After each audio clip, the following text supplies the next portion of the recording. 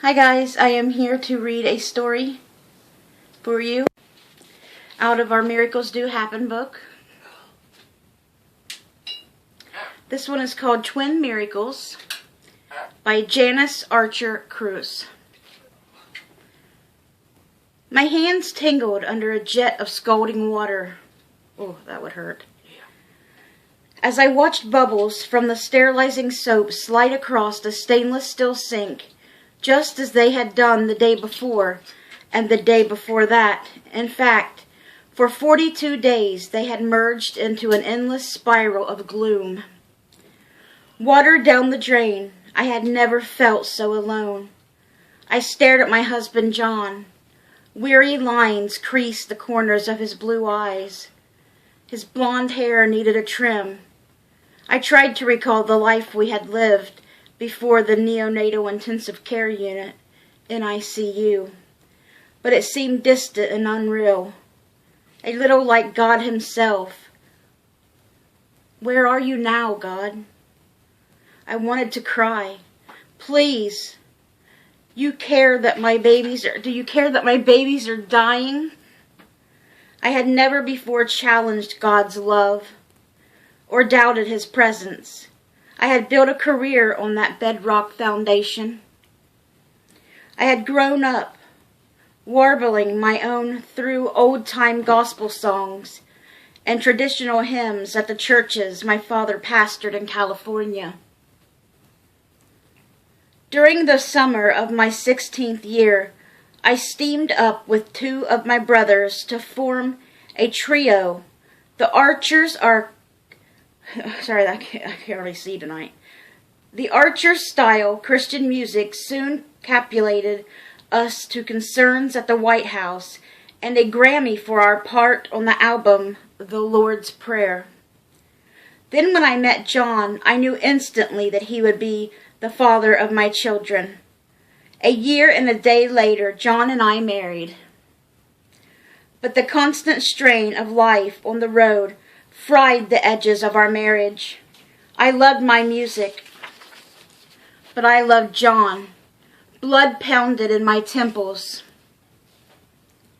and the room began to whirl, smolder along.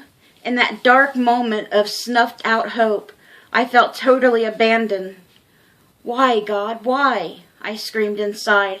How could you just stand by and let this happen? You have the power to save my babies. You could if you wanted to. John hung his head while I waffled between denial and anger.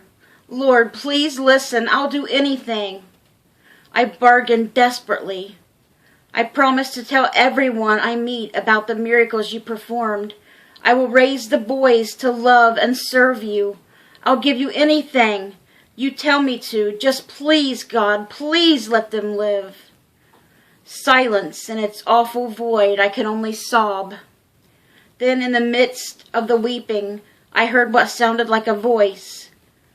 Not an out loud voice, but a very clear, real one. Nevertheless, Janice, it said, what if they die? I glanced at John. His head was buried in his hands, yet a voice had called me by name. Can it be God? I wondered. Why if they die? The voice repeated, what if they die?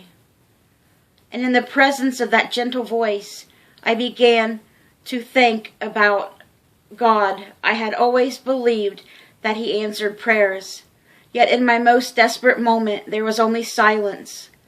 I believed God worked miracles, but my circumstances seemed no different than those of non-believers. After all, my tortured questions and awful truth hit hard. Could it be I only loved God for what he could do for me?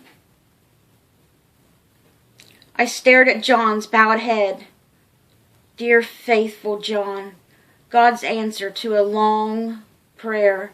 I began to think about all my blessings over the years. A nurturing family, my health, a successful career, an amazing stream of goodness. Suddenly I was aware that I stood in the presence of a gracious God, one who had just called me by name, and I marveled at his love, which he had enabled the flicker of my tiny faith to flame again. Father, I prayed, whether I bury my babies or bring them home, I choose always to love and serve you. Please do not ever leave me or forsake me. I felt a strange surge of strength. I crossed the room and put my arms around John for the first time in a long while. And hand in hand, we faced the hard months ahead together. Eventually, God made our babies whole, and we brought both boys home.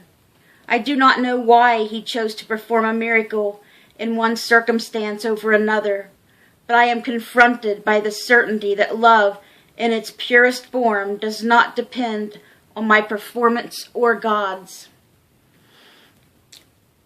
Sorry, my mouth's really dry.